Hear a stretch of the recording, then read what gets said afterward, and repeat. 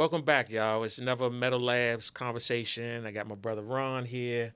I got Versus here, and we're going to chop it up a little bit. We want to talk a little bit about police brutality in the DMV area, what's really happening out here, how to stay safe, we let the conversation flow from there, man. But For sure.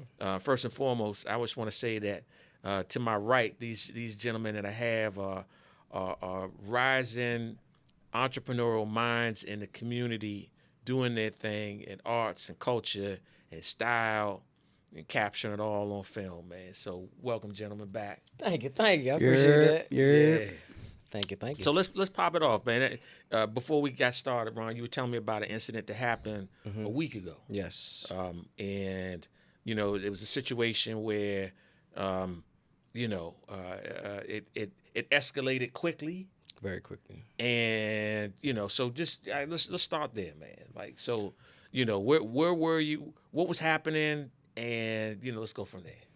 So in reality, simple vision.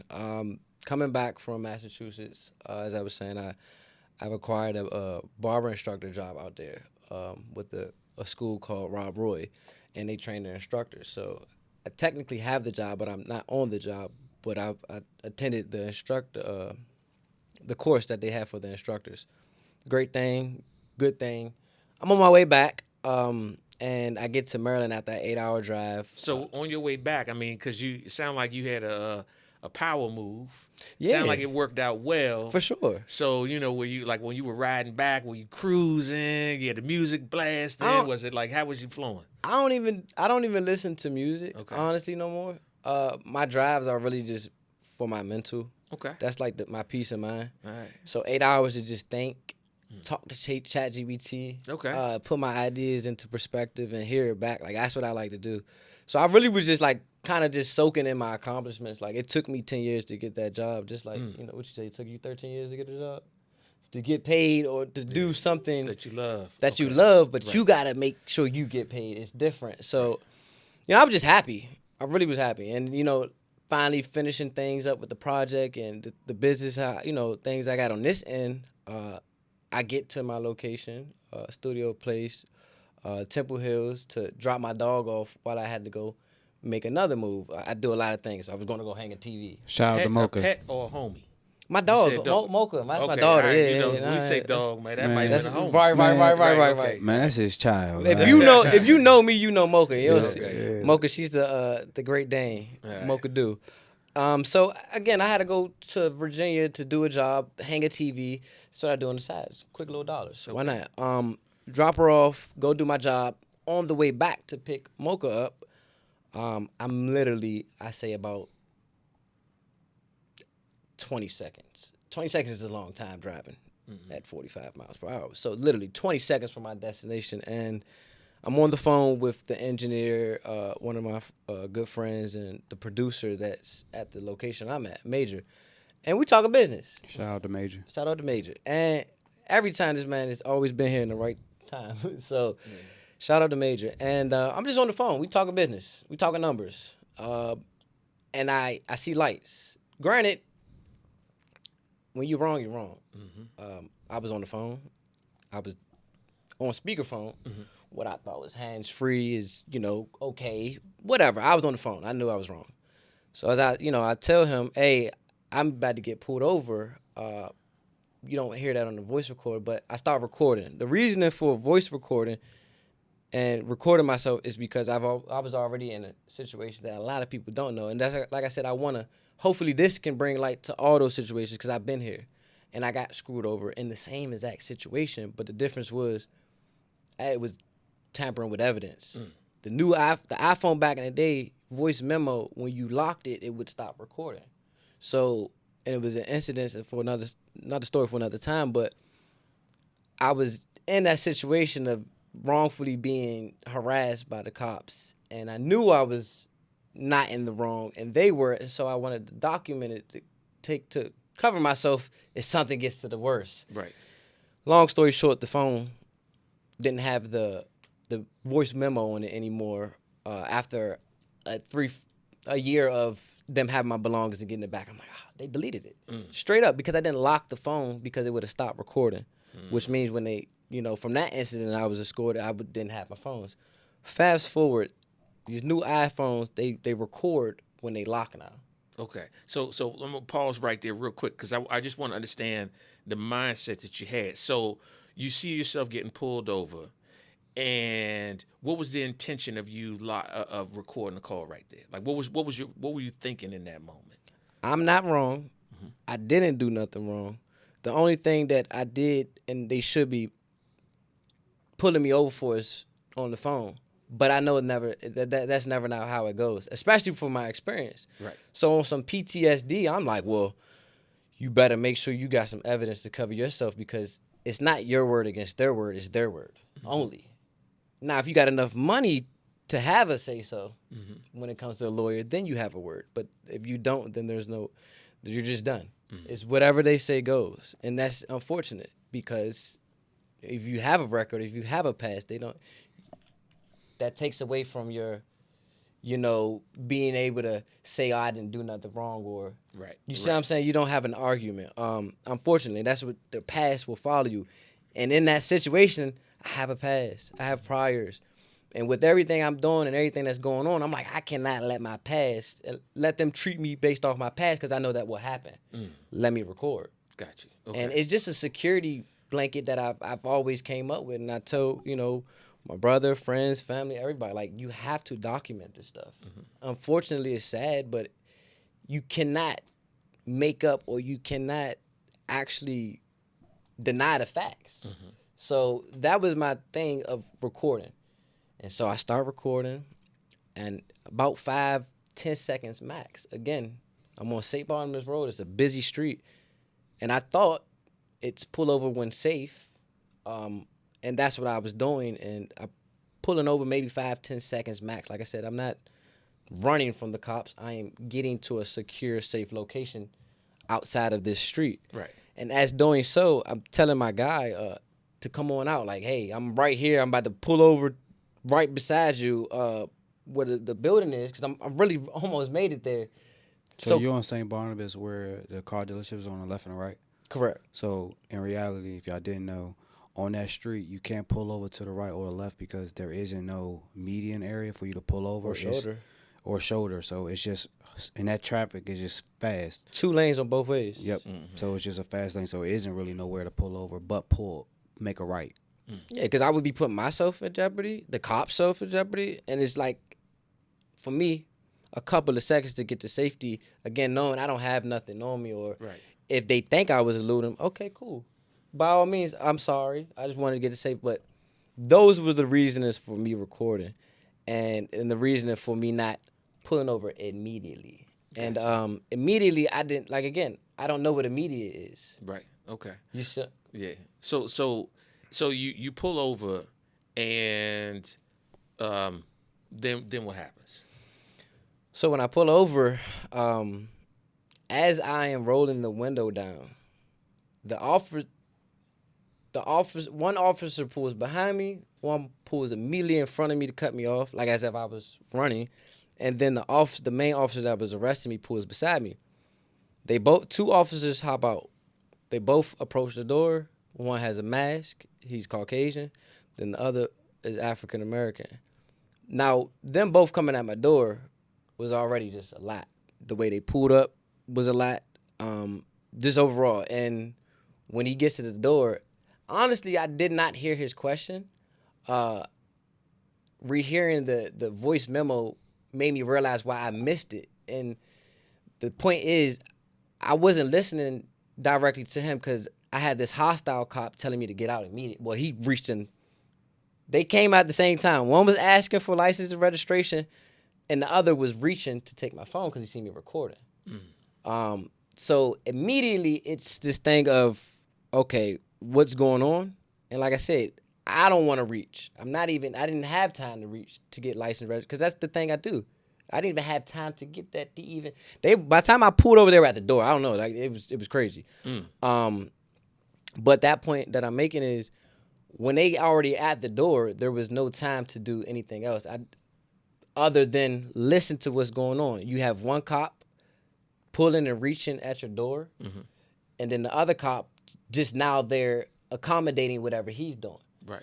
Um, So what I'm hearing you say, and is this a possibility that when they came, they were already like in an aggressive mind state? Oh, for sure, and that's what I dislike. When it comes to just people in general, and especially public service or customer service. Yeah. People don't know how to engage with different type of people. I service the cops or anybody on that side of the authority, like with a badge. Like I service them, they service me. What I mean by that, I cut lieutenants, I cut sergeants and regular MPDs and detectives and all that. So I know what they got to go through, and I know that I wouldn't want to give my guy a hard time, and I know that these people sometimes give them a hard time. So knowing that and understanding that, like, they have to sometimes come on business, and I get that. Right. But to answer your question is, I knew they came on business just the way they pulled up. Yeah. And when I say on business, like on one, and I don't like the fact that, like, they didn't realize on a human tip to take it down a notch once they realized he's not that guy that we need to be Gotcha. Yeah. that way with. Not saying that you have to be like that with people and you shouldn't, but I'm saying you have to pick and choose and know who you're dealing with, especially when you are authority. Right. We'll play a little bit of devil's advocate here. Okay. Versus, if he's your man, he's our man. If you saw him at night and you didn't know him and you saw his car and you were coming out of your house and you saw it pulling around the corner, what type of vibe do you get from the ride he has? Like, would it be one where you kind of be like looking over your shoulder a little bit, or is it kind of the type of car where you see it pulling and you wouldn't think nothing of it? I got the Suburban. If I seen him or just seen the car? Just seen the car. Yeah, with the new car that he has now, because he doesn't have his Infinity no more. His Infinity is like flashy. This one is a little bit more on the has an aggressive look to it. Okay. Okay. All right. Yeah. All right. So when they pulled up, I mean, it sounds like when they pulled up, they were already on alert that there's a possibility that the person that's in the car might be a threat to them. Yeah, they already profiled them already. Already profiled. And I agree with that. I do. Because, again, like, usually when you're dealing with suspects or people that are doing things, they're in a black car, it's a truck, Suburban, all blacked out. But now, granted, that's a brand new car. I don't even got my two front windows are fishbowl. The report say he seen me texting and scrolling. Yeah. You know what's going on when you pull up and you come to the car. You see what I'm saying? So had it, I've been smacked all the way out. It's like, okay, cool. I get the approach. The vehicle kind of made you hesitant. But once you have a clear vision to see what's going on in here, to say, okay, now I can eliminate or think so much of a threat because I don't know what's going on in there. Can't be the scenario. Yeah. You've told me, you seen me what I was doing, coming down the road. So I definitely know that. That's what I'm saying. Approach-wise, it's like, I want to make this easy for y'all. Yeah, I think they just approached you a bit hostile. Like, that is a hostile tactic for when a car takes their vehicle, slams it, brakes into the front of you, and then no one pulls them to the side. That is a tactic that they do. It's occasion. It is occasion. And most of the time they get out and they pull out their guns for that type of, thing. And that's when a person is like either on the run or it's a suspect they've been looking for or et cetera. So, what you're saying is they got out and they already was aggressive. And then the other cop on your driver's side is not even talking. He's trying to pull you out of your car through your window, which is pretty intense. Yeah. So and that's in reality, from the pullover to the walk up, is more so of, for me, okay, I'll get you my license, my registration, get my ticket, and go about my way. Right. But now that 2-3 seconds in, And that's what I'm trying to get people to understand. 2-3 seconds, and if that, this cop is already reaching in the car, trying to open my door. His actions were aggressive already from the moment in which they already they approached. There you. was Did he even did they even give you like probable cause or say nothing. The cop, the one cop that charged me, only thing he said was license and registration, and then but he even says in the report that he identified. I don't even know who none of these guys were to this day, except for the one who wrote the report. So nobody had Miranda rights or say their name or nobody identified themselves. Nobody told me what was going on. It was license registration from the one cop, and at the same time, get out, get out, get out. And again, I talked to the lieutenant, I talked to my sergeant, I talked to a lot of cop clients that told me that is a no-no. You cannot, officers cannot give two commands at once. Two officers cannot approach a car at once on a traffic stop. And again, like I said, they came to me like they were already on to me or I was a suspect. You see what I'm saying? I was already treated. They can approach a car together only if there is a person in the passenger seat. So it has to be more than one person in the car for it to be two officers. You don't have tents on your car.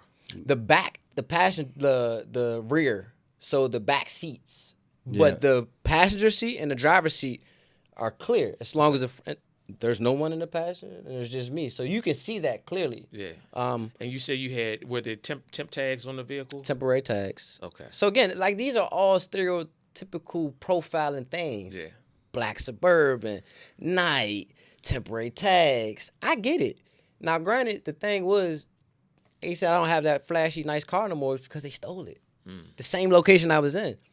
So I get the high crime rate right now, and I get the people it's a wild world. I get all that. But again, when you got a upstanding citizen that's coming from, job opportunities and trying to get back to his project and, really just trying to pick his dog up, and I was texting the driver, you would think that I should go home with a ticket. And maybe I learned to not text and drive no more or talk on the phone. So what happened after he tried to pull you out of the car? What happened after that? So as he's reaching and pulling and trying to, he didn't know how to lock the door. So I just kept letting him try for about 10 seconds, and I'm just like, hey, I'm de-escalating. Hey, can you stop reaching in my car? Hey, can you relax? Relax. I'll get out. And it wasn't quick enough for them, but they weren't understanding it wasn't safe enough for me. I don't know y'all. Nobody has even told me who they are. But you don't have to get out of a car for You don't. I know that. Traffic stop. But I'm gonna get out. Yeah. And I'm gonna get out because I don't want to take them to the next level. Y'all can search the car if y'all ask me. I'll get out the car if you let me. I'll give you my license registration if you give me the appropriate amount of time. Right. I did not want to comply. I don't have a problem complying. One, because I know I ain't did nothing. Yeah. So how did you eventually get out the car? I unlocked the door and he finally yanked it open. And as I step out the car, they're grabbing, reaching. I'm like, and that's where it gets to, hey, get your hands off me. Stop touching me. Why y'all touching me? Immediately, because he first came for my phone, he still was wanting to have my phone. And so he starts grabbing at my phone, and I didn't let go. So the other officer cuffs my wrist and puts me in handcuffs. And the other officer, like I said, it's all documented. You can hear it in the recording. He's trying to grab my phone out of my hands, now behind my back. Once I see my guy come out, I felt okay. Wow. Once I felt saw my guy come out, I felt comfortable to let my phone go. I know what he's trying to do. He's trying to eliminate all the unlawful things they did and all the over authoritative acts they did. He's trying to dismiss that by just taking my phone, eliminating that. And I get that. And then so I see my guy, and so he can have the phone. They can have the phones now. They shouldn't even need them. It's my phone. Right. I don't even know why you want my phone. When you say your guy, Major, the one I was on the phone with. okay. So literally, I'm on the phone with him. He's listening to the whole thing, and I'm just like, "Get here, hurry up, please." Yeah. I'm waiting for him to get there because I don't know what they're doing. Now they have me out the vehicle. They're searching me immediately. They're searching my car immediately. I still haven't told you what's wrong and still haven't read your rights. I don't know what's going on. I don't know. I say, am I under arrest or am I detained? The officer says you're detained. I said, okay. Then I get into what's going on? Why are we doing this? I'm a barber, man. I cut all y'all hair. Like, I'm trying to politic and get my way out of with haircuts. Like, to let them know that I don't not like cops. I don't not respect y'all. I actually service y'all on a regular basis, and again, y'all service me. Right. It's a two-way street, but they want the human skills that I was talking about earlier never registered probably because they weren't there. Right. You could teach a cop and teach him tactical stuff all day, but on a human tip and on a reading a person, I was hoping one of them could read to say, hey, this guy's like, he's chilling. He's a good guy, but I don't think he's going to be a problem. Right. And I was trying to show that, but these guys came on a mission, obviously, and again, from getting pulled over to getting out the car to now being arrested, never telling what I was arrested for. Because the first one I asked, I said, am I detained? Mm-hmm. That changed when I got in the police cruiser. Right. Now I'm arrested. You never told me why I was arrested. Right. Never read my Miranda rights. Literally, I'm out the car, maybe 50 seconds. Now I'm in the car on the way to Upper Marlboro. Mm. And, this is the crazy part is this dude's doing 80 down the freeway, Signal Parkway. I'm like, dude, slow down. You apparently you said I was speeding, but you're speeding with my hands behind my back in the front seat, and you're a stranger. Right. I don't know who this is, and I'm telling him to slow down, and it just gets to the point. You wasn't in the back of the cop car? No, but I've been doing some research with my cop clients. Apparently, that's not a thing because they have to take their cruisers home. But also the thing is, they only can do that if there isn't another cruiser around that has the proper thing, and there was obviously cruisers around. I felt as he needed and wanted to eliminate me from being there as quickly as possible so that he can put something in my car. Thank God my friend was there, because again, why are you in my car? Mm-hmm. Why am I? You was able to roll the window down because you was in the front. I was in the front seat. So when I get before we get exactly to the gates, I'm asking the officer, can you roll the window down? 4 windows up, AC booming, hands behind my back, scarf, jacket. This much window for him to breathe. I say, hey, can I get some air? I can't breathe. At this point, I'm nervous. I'm scared. I'm like, I don't know what's going on. I'm going to jail. I don't like jail. I don't want to be there. I should be picking my dog up. So I want some air. Right. And I'm telling you, I can't breathe. And getting to like a little hyperventilating point. My arms behind my back.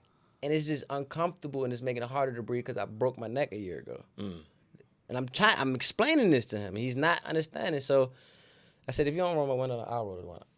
And what I do is, hands behind my back, I roll the window down, smidge it. I didn't think that was illegal, but you know what he put on I attempted to escape custody. And that alone, like I said, just reading everything you would think that I was running them from state to state. You would think it took me 2-3 minutes to pull over. You would think once I did pull over that I was giving them a hard time, and they asked my license registration, and I never would give it to them. Yeah. You would think all of these things, and then when you see the part where he escaped, it's like, oh, wow, yeah, well, he been giving them a hard time the whole time. This man tried to escape through the window. Yeah. So let me ask you this: have you? And I know you. I know we've seen the comedians, and they talked about DW being locked up for DWB, driving while black, right? So first and foremost, I mean, we do get that what you experience is an experience it's a real thing. Vastly across the black community is experienced. It happens in PG County. Everywhere. Happens in D.C. It happens in Mo County. It happens in Mississippi. It happens in California. And if you were writing a handbook on helping your brothers and sisters, and particularly your brothers in this instance, survive those type of situations, you were writing a handbook on it, what would you say for them to do that you did exactly, and what would you say to them, maybe don't try to do it the exact same way I did it? The handbook would be to don't always think that the laws will save you. So in that case, me trying to be considerate for my safety and the cop's safety, don't do that. Just pull over immediately. Because that's what started the spiral effect. Yeah. So now I know what I always know. You know, you pull over immediately, but as soon as you can. You see what I'm saying? But in that, now, no. You see lights, just pull over. Now, granted, if you're on a back road and there is no lights and you're a female and, you know, it's something a little bit different. But for the most part, you see lights, pull over immediately. Just because now that gave them a whole opening door. Because, again, for me, that everything was exaggerated. Yeah. So, of course, now they got something to exaggerate to even get to the next, to the next, to the next. Right. So, what to do is to pull over immediately. Also, I would definitely say have license and registration when you get in the car now. Maybe put it up top of the mirror. Somewhere super accessible. Because if even I had the time to find my stuff, it wasn't fine. But I'm saying, like, digging a little bit. Too much. Yeah. And it didn't get to that part, but I'm just, you know. And then also, at the same time, make sure if you got an iPhone or if you got a recording device, I mean, you can let them know, or I don't think that you have to because they're recording you as well, but document it by all means, and not recording on your video and putting in their face. No, simply voice memo, put your phone down, and capture everything in its natural element. Yeah. And then there won't be their word against your word. It's this is what happened, this is what he said, this is what I said, and this is what happened. Right. And right now, that's what I'm saying. I was put in a situation where, of course, I'm gonna look like the escapee. I'm gonna look like the criminal. I'm gonna look like the guy that ran from the police and then tried to escape custody again. And then this all is going to be leveled out and justified for them because I have a record. And unfortunately, that's not the case. And so I now, like I said, have leverage to show or support to show that everything black and white what the police said ain't always what it is. That's right. Yeah. And they people, they humans, but just because they take an oath and just because they say they had a job to protect and serve, everybody that's in a job doesn't mean that they always do the job correctly. And that's just because they have a badge and just because they have authority doesn't mean they're going to do their job right, because that's the person we call to help. These are real people, real life scenarios and real life issues. How did it affect your mental health? Affect my mental health. I can't even go the same direction no more to work. I don't want to drive that way. I have to add another 5-7 minutes on my route. I don't feel safe in that area at all. First they stole my car, now they treat me like I'm the person stealing the cars. I do not leave the house without long johns and a whole in the summertime I probably would still be wearing long johns and a long sleeve shirt, because I made a promise to myself to don't leave the house without it, at least to have it in the car. Why is that? Because it was so cold in jail and it was so miserable for 2 days. Why? Whoa, 2 days? Why didn't you get out the next day? It was just a traffic violation. I don't even know I was there, but apparently you have to wait to see the commissioner.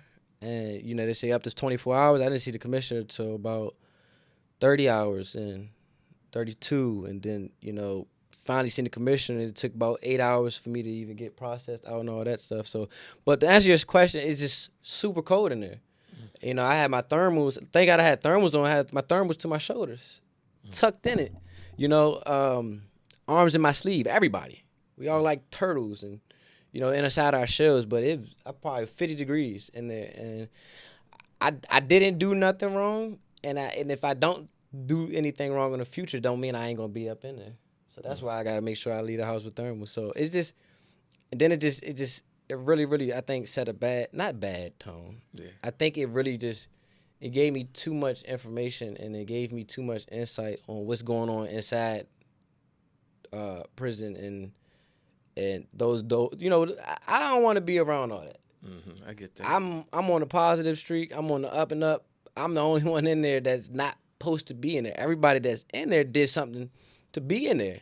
Even myself in a sense, but what I'm saying is I didn't commit a crime. Everybody in there commit a crime, even for speeding. You see what I'm saying? Was that your first time being in that particular like jail? Like how was it in there for you? That was not the first time. I was in there probably 2018, 19, and it was an incident with me and my motorcycle. And I was absolutely wrong. I gave the cop the hard time. I didn't give him my stuff. Straight up. Like, and he took me to jail.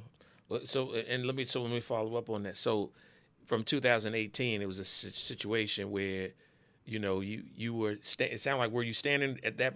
What you felt was right at that moment? How you were standing in 2018? No, I was just stubborn. Just stubborn. Okay. No, I was stubborn. Okay. So what happened last week?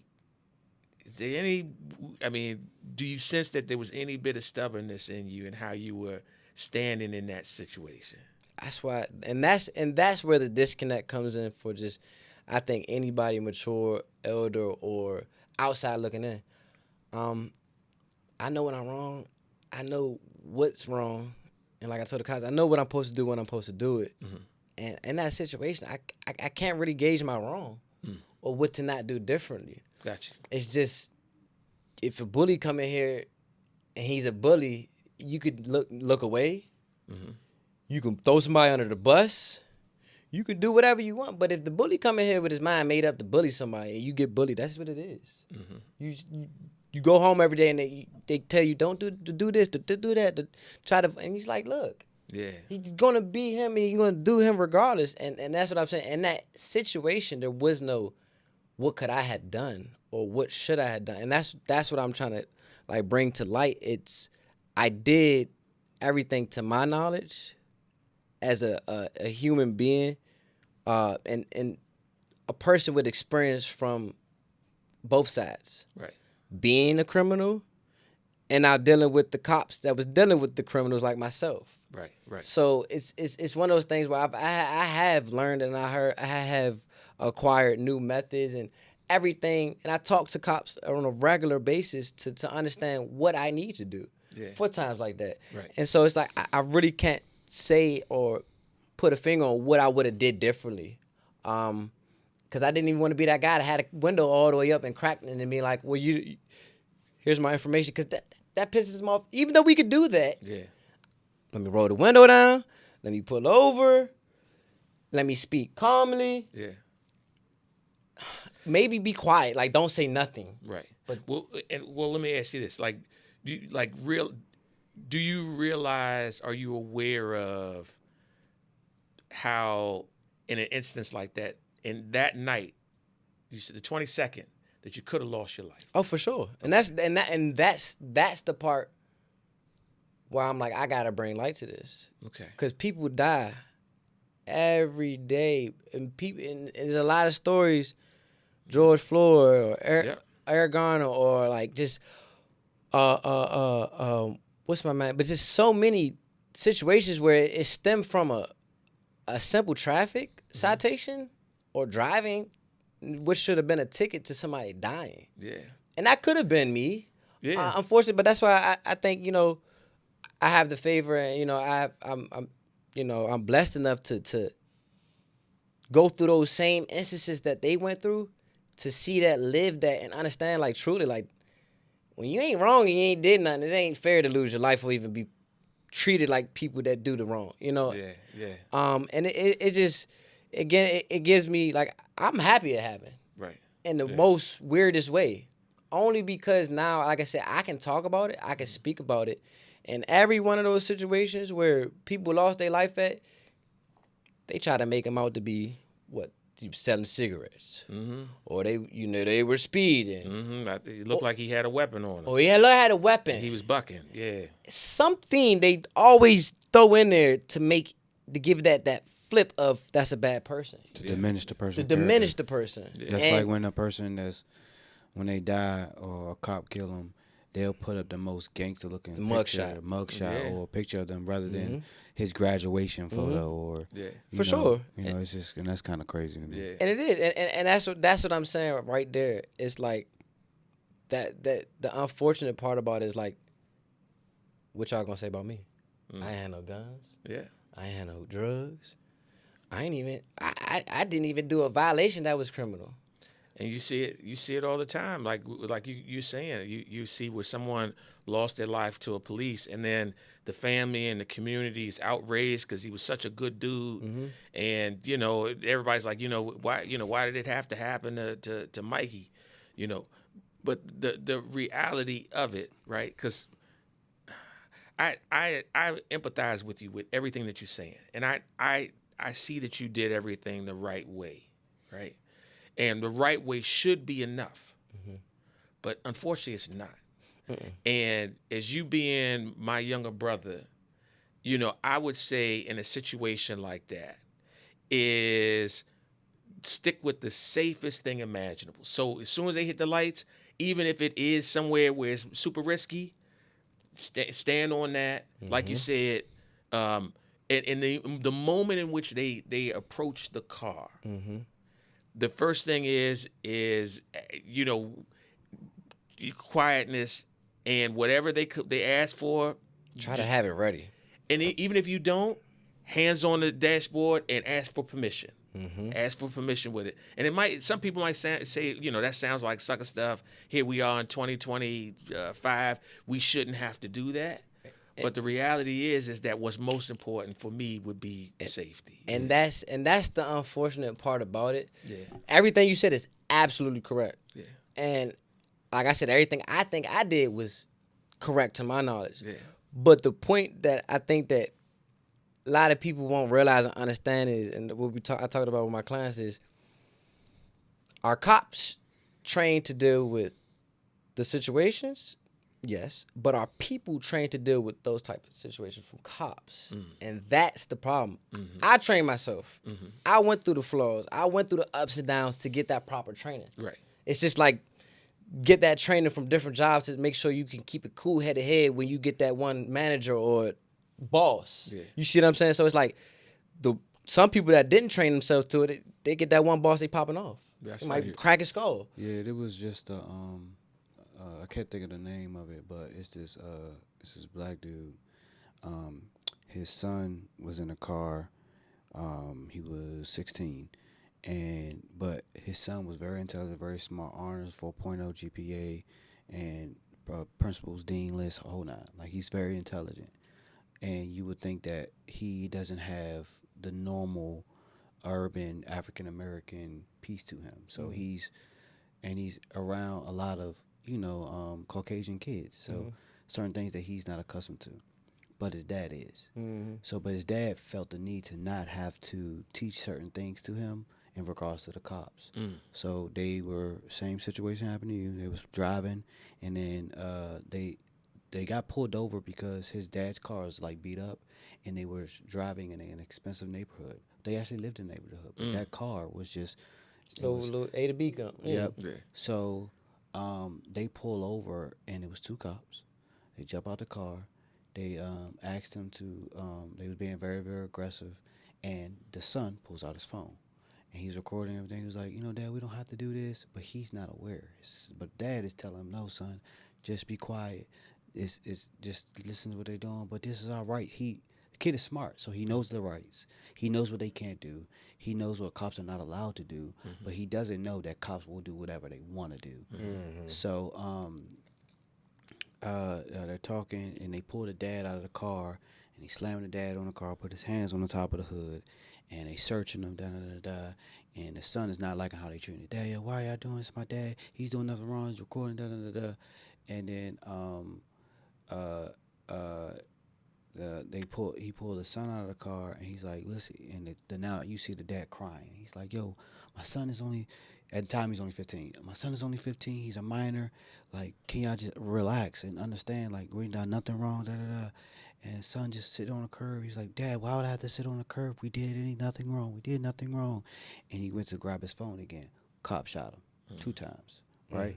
So now that little kid is gone, dead. The cops has no clue that the dad is full-time military background. Like, he's like Black Hawk down. Like, he's one of them. So, but he black though, so he know. So he's aware, but he didn't teach his son that because he took his son out of bad neighborhoods to get him away from all of this, to put him in a great school. Can't get away from being black, though. Exactly. Yeah. And got all his military buddies, and they went and stormed the police station. Stormed the police station, and the cop that did it was there. Now, the cop did it because he was scared. He was a younger cop. And the cops, he got his whole squad from in the military to go and do that move with him. They tied up all the officers and the chief, everything, and went downstairs and released all of the inmates. Had the inmates be the judge. Where's this at? And the juror. I'll tell y'all the movie. It's on my phone. Oh, there's a movie. I'm about to say. I was like, what? It's based on a true story. Okay. It's based on a true story.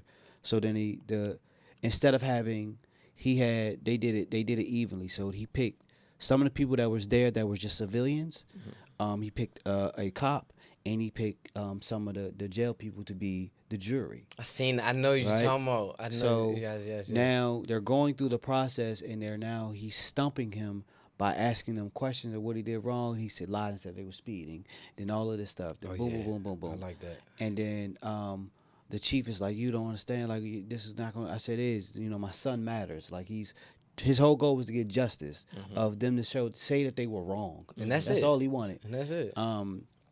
And then finally towards the end, they end up breaking the people they put on the jury that was just innocent bystanders that was at the police department are seeing it. They're like, didn't know of these parts of the story, so they're telling him that they're wrong. He's using the system and playing the same game. But you have to eliminate that authority from because you over authoritate. He took all that away. And then finally he broke that cop down. Now the cop is crying. He's like, I didn't know. I was just afraid. To get the truth. I was afraid. They don't, they train us to make sure that we make it home at night. Yeah. So the guy goes, so why y'all not trained to make sure that the people that y'all protecting make it home at night? Yeah.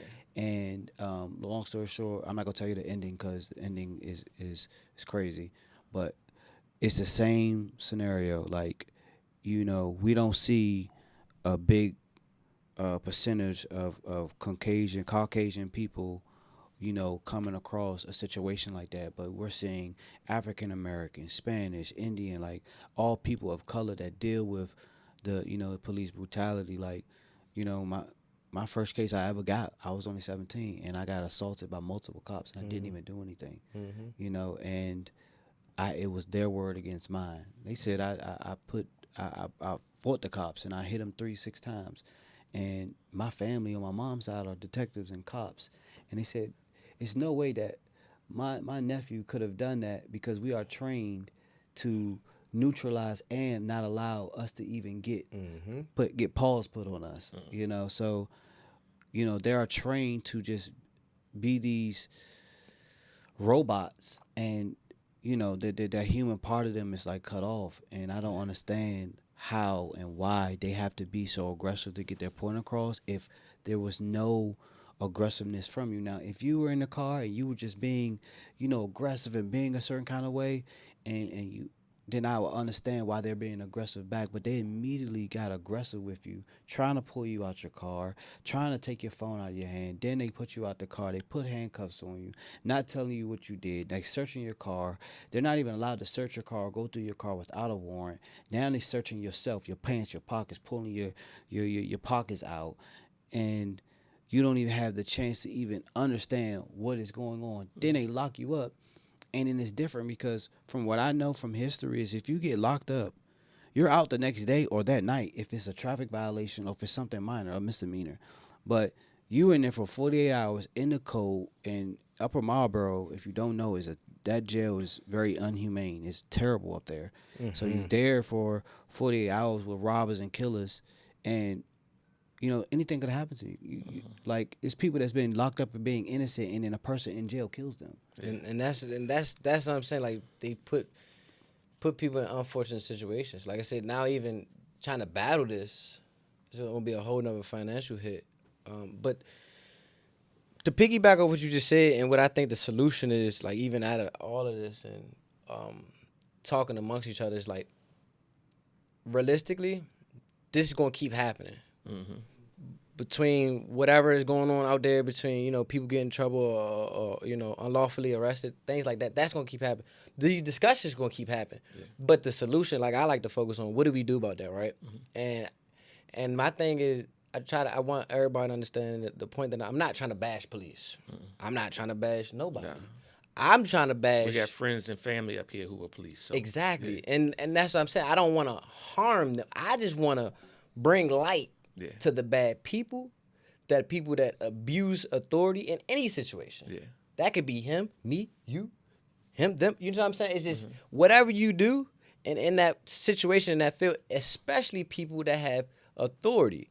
And the way that we, like, that's the reason for everything like this. But the solution from even getting to the next step is, I don't think the conversation can be held between us no more.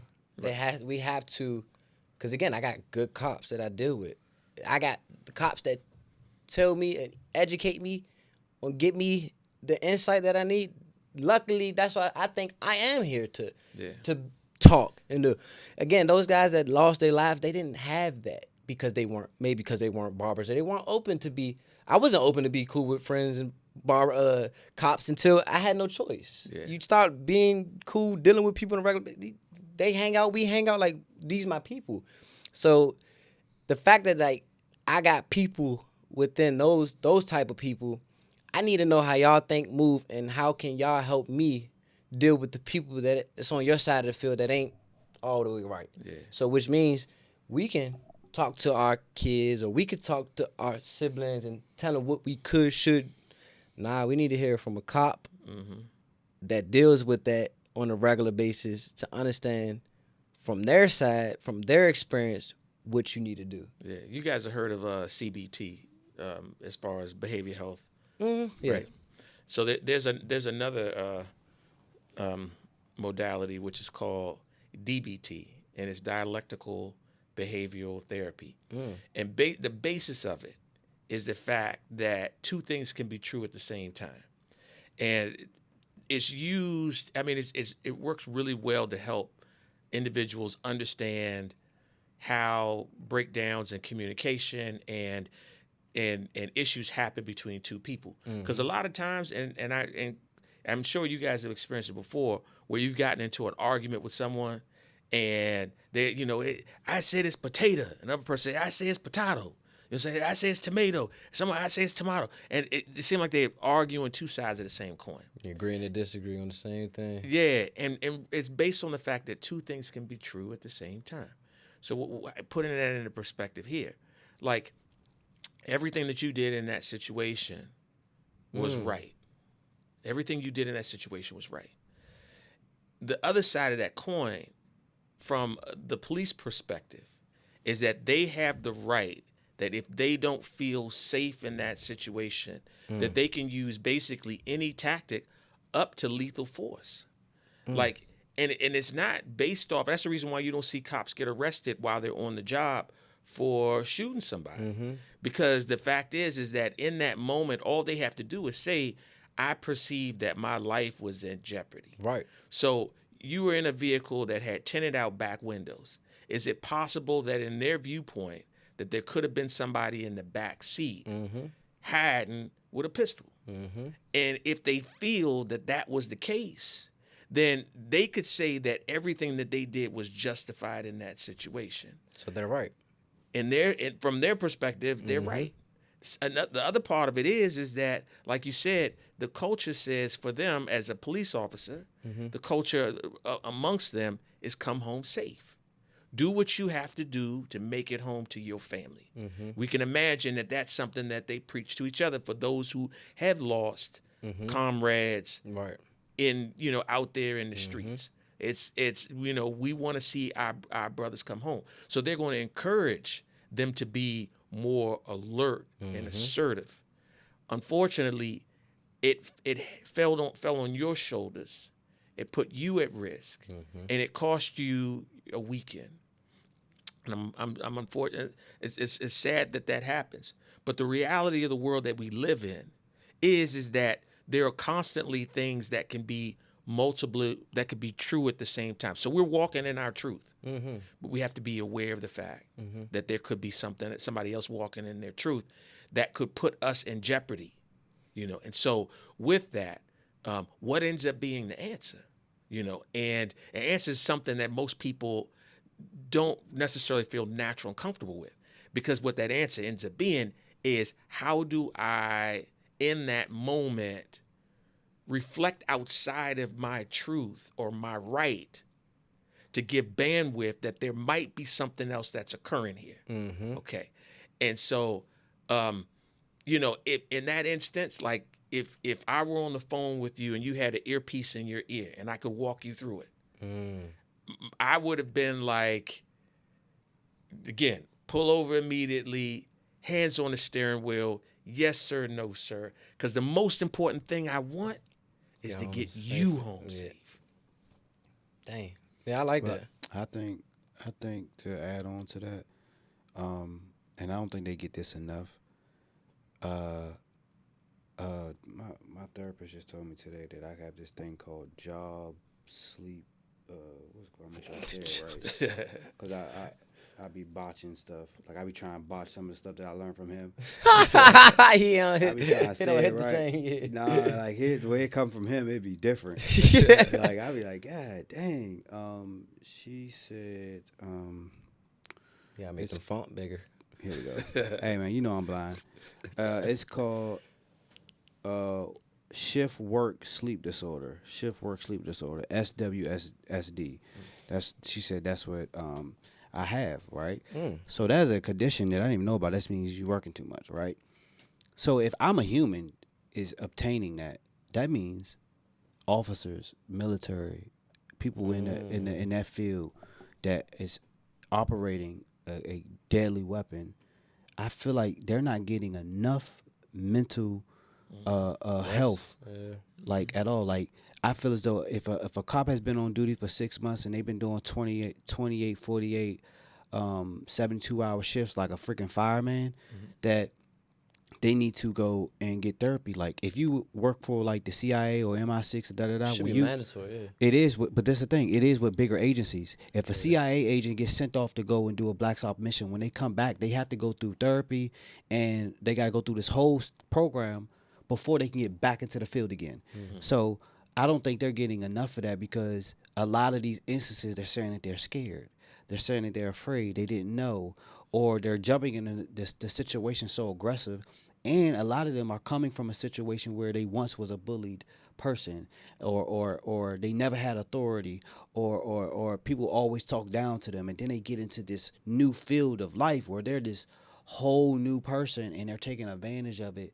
And a therapist can point that out. They will know by certain responses. It's like a superhero. They feel like a superhero. Yeah, so like think about it. So if an officer come in here and then Mr. Clay or somebody in Metalworks sit that cop down and they ask them certain questions, a therapist knows when something is wrong or there's a problem arising up in that mental in that brain of theirs.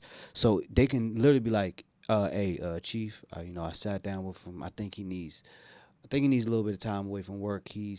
The way he's receiving and his mind of how he would do something or how he's thinking about doing it, it's a little bit unorthodox, and I think that he needs to reevaluate what an officer really is, because I don't think they're getting it enough. Like they just see, they automatically are afraid of a black person. Even a black officer is afraid of their own kind, and it should not even be that either. Like that right. That confuses me. But then you have a person like the guy that we had last time on the podcast. His name is Cyrus. He is actually a in the community officer.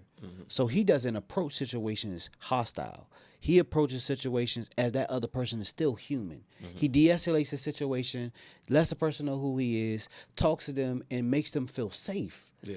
Like as they should. And that's how it should be. Now, if you're getting into a situation, and the thing about it is, if you go and talk to a person, most therapists are people, and a cop should be a people person. Yes. So if you walk to a car, you can sense yes. danger with a person, like the way their hands twitching, the way their eyes is moving back and forth, or how their eyes is dilated. It's certain body languages and mannerisms that you can pay attention to. Now, as soon as you see it, you be like, all right, license and registration. Or as soon as you see, you be like, all right, hey, sir, I'll be right with you in a second. You go right back to your squad car. You let them know what's going on, what you see and what you notice, and see what they think you should do from there. Because you can notice it. You see it. And they just giving that's not the job just for anybody. It's not. And then, and anybody could get it. And that's the unfortunate part. How long it take to get a badge and a license, a gun and and regular training? Well, I think the class is like 6 months, 6 months, right? Ask me how long it take to get a barber license. About the same. No. 18 to 2 years. Yeah. Oh. To carry a razor. At shears. At most harmful. Yeah. You got but if I go for barber and they take me 2 years to get that razor, you go for police, it's gonna take you 6 months to get that gun. We come from the same background. Oh, yeah, we on the same time. Even like in the military, basic training it's is like only 6 months. It's like how is that? How do you? Where is that okay at? Because again, the thing is, what you saying is, we might all come from the same neighborhood. Yeah. We all did the same crimes together, but you want to go be a cop, and now it's like, well, I'm gonna go do Baltimore. They got shows on this. Now I'm gonna go do my thing illegally, but legally. So it's like, where is the stipulations of really monitoring who are wearing the badges?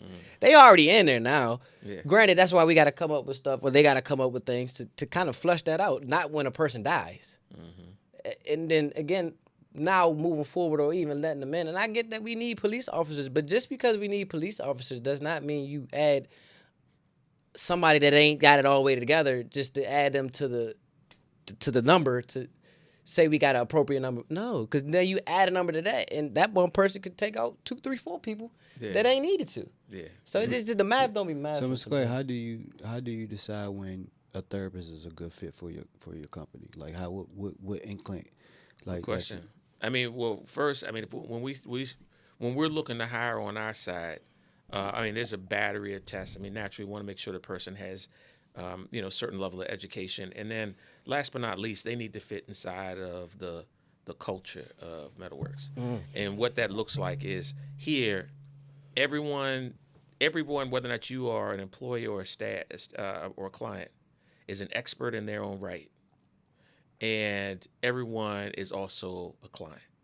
So if you have some therapists who, they don't perceive themselves, they see themselves only as the expert, and they can't see themselves as a client, then it's going to be difficult for them to relate to a client who comes in, because I see myself as you being lesser or different from me, and vice versa. If a therapist comes in and they see the client as not being an expert in anything, is only a client, then how could I truly listen and comprehend what they're saying if I'm just judging them as someone who's quote unquote dysregulated? So those are factors that are of value to us. But I think another dynamic, because what we have to go through in hiring folks is the exact same thing that all of us as human beings have to do navigating the world, is understand that, it's really difficult for people to operate in a world where everyone is so triggered and so guarded. There was a piece on YouTube. It was a guy, he was talking about the highest frequency that a person's body can experience. Like when you're operating at your highest level is when you are operating in something called authenticity. Like when you're just naturally authentic in yourself. And the counter or the counter side of that would be when someone is guarded, when they're closed up. And the distance between being open and calm and relaxed, like the three of us, we could, we were here and we were having a beer or something, we were just kind of chilling and we were laughing in a conversation. And then going from there to being triggered could be as fast as someone knocking over a can, right? Like we were in the other room and then something fell in here and everybody was like, What was that noise? Mm-hmm. And what happens is, I mean, this is all part in function of the brain. Muscle memory. Well, muscle memory, right? But from the wiring of the brain's perspective. So, the triune brain, we've talked about it before, is the reptilian part of the brain, it's the mammalian part of the brain, and the human part of the brain. So that reptilian part of the brain is basically the same functions that you see a lizard operate by, or you see a mouse operate by. And if you ever watch a mouse in the wild, they're constantly, on alert. They get a head on a swivel, right? They're actively listening for a threat. We as human beings, we have that same thing. That's the reason why if we were in here and we started to smell a weird smelling smoke, like something was on fire. That's that reptilian? Yeah. And it's like the way in which our brains are wired. So the center that connects our ears and our eyes, our sense of smell, taste, and feel, right? Like if you were here and we were all laughing and talking and then you felt like a spider was crawling on you, immediately you would jump, right? So feel is another one, right? Okay. You ever been in a house and you think you're alone, you're just kind of moving around, and then somebody, you ain't know they were there, just comes out the corner of your eye, you about to jump up out of your shoes? Or you walk past a mirror and you see yourself. Yeah, exactly. We are wired to be able to seek and look for threats. And matter of fact, I mean, this function that we have in us is the reason why, as human beings, we have been so successful as it relates to this earth. We've built buildings, we've created guns, we've created shields, we've created all types of stuff to basically keep us safe, right? But we're still operated by these ancient caveman functions. The cops, even us, right? Like if you again, that's the reason why I asked the car. Like if you saw his car and you ain't know it was him in the car, you just immediately, that's what I it's said. nighttime, it's 2:00 in the morning. That's them boys. Right. And you see somebody like that pulling to the side of you, right? So that's what we're dealing with. This is what we're dealing with out here in the world. It's just natural. And here's a key. I tell you a key to success in life. Like, because they say that one of the most successful intelligence, or the people who are most successful, one of the most important intelligence that they have is emotional intelligence. Emotional intelligence is the ability to be able to support or assist someone in getting from either a down point to a higher point, or if they're too elevated, getting them to a calmer point. And that's the lack of. So if you lack that, right? So if someone is really angry and you man, dang, they did that to you, man, I can't believe they did to you. But you know what? Let's all calm down, right? Okay, that's emotional intelligence. Oh, somebody's really low, and you go to them and say, dang, yeah, I'm really low, but look on the brighter side of it. It's emotional intelligence. That is one of the key things that we can have in regards to being successful. And not to cut your knowledge, Go ahead. but that was that emotional intelligence that I was using even when the cops were trying to get me to step out the car. Is relax.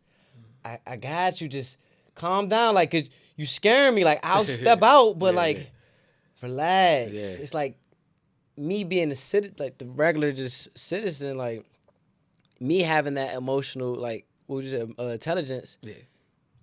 That's something that, thank God I had it, but that's something I know for a fact that's supposed to be on the flip side, because the average person don't. The average person that get pulled over ain't gonna have that. Yeah, right. And it's like, that's what I'm saying. The people with the badges should try to get that and figure out and analyze who has that emotional intelligence. But you weren't calm in the moment.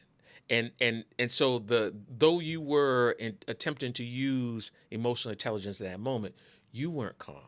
And so what there is, and this gets into polyvagal theory when you talk about the nervous system. And there is the calm, relaxed state. There's fight or flight, and then there's freeze. Oh, you're saying basically, even though I was acting calm, I wasn't.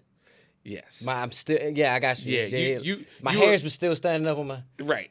And what's interesting is there's a mammalian part of the brain, right?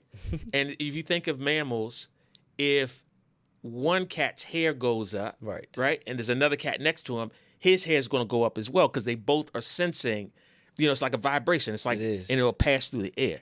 Yeah. You think about cops. First thing when they pull out the gun, freeze. Well, there's a freeze part of the brain where if someone were to point a gun at you, what do you do? Freeze. Your body, the sign of someone talking about someone playing possum. Yes. Is a thing. Like if you run up on a possum and you shake him, he will fall over. But literally what's happening to him, his whole nervous system will shut down. And he will just basically go, his body will shut down and go numb. Right. So that if an animal were to begin eating him, he wouldn't even feel it. But wow. Yeah. So I mean, there's a lot of science behind it, around the kind of the nature of us and how we operate in this world. But that's the I feel like the science that got to come to the front when people just deal with people on a regular basis. It's like fundamentals now. Mm-hmm. And granted, it's not that fundamental, but at this point and at this rate, it's like now it need to be fundamental. Yeah. Like we need to know the basic science of each other, communication or just whatever, so we can make everybody get home safe. Yeah, that's it. I was in jail and the officer is in his bed sleeping, but in reality it's like I should have went home with a ticket. Yeah. And he should still be at home safe in the bed and sleeping the way he wants, but it just wasn't that level of whatever was missing is that's what I want to make sure we can fill the gap on, because it's unfortunate. Yeah. It's very unfortunate. Well, I'm going to say this, Ron. I really appreciate your authenticity and sharing your story today. Thank you. Man, I'm glad you navigated that situation in a way. I'm so glad. I mean, first and foremost, thank God that you here with us today. For sure. I definitely want to do this again. And reason being is because we didn't really even talk about, some of the business interests that you have, some of the tremendous accomplishments that you've already done, and some of the vision that you have for the future. Definitely talking about that space that you run and operate over there, man. So, that being said, we're going to conclude this episode. Sounds and good. It was a pleasure having you. And thank you. Likewise. I'm looking forward to doing this again, brother. Yeah, likewise. I mean, I didn't think this would be the first interview, but I'm like, well, hey, we here. Like I said, I appreciate it. It was an important topic. So, it is, and that's what I'm saying. Like I said, I mean, everything I don't in life can't take back what happened. Yeah. You gotta understand and appreciate everything does happen for a reason. You just gotta find a reason in it. That's right. If me making it out and us talk about it to bring some awareness and mend that issue and find a solution, I'd do it over again. Cool. You see what I'm saying? Well, do us a favor and let the people know where they can find you, where they can locate you, and how they can get in contact with you, Instagram and et cetera. Okay. Well, again, I'm Ron. I'm known. Well, that's my camera. I'm Ron. Formerly known as Weeze. Weeze is a brand and it is a community that represents we. So Weeze Cuts is my barbering, WeeZzzKutz. Studio Red is the studio of Mr. Clay was just talking about, and that is _studio.red, two D's. And then what else I got? I think that's about it. Yeah, follow them. Yeah. I'm local barber, make sure we, push that. That's where we started at. So, yeah, that's my barber. Yeah. He ain't cut me right now. He got me looking crazy. I don't. All right, y'all. Appreciate it. You got a Batman utility belt full of businesses. You got cards lined up all the way That's around. what I'm about to say. Let me stop. About a card order. You know what I'm saying? Let me stop. Yeah. Nah, I appreciate it, y'all. Weeze All right, out. y'all. Yeah. Peace, right? Weeze out. Alrighty, that was cool.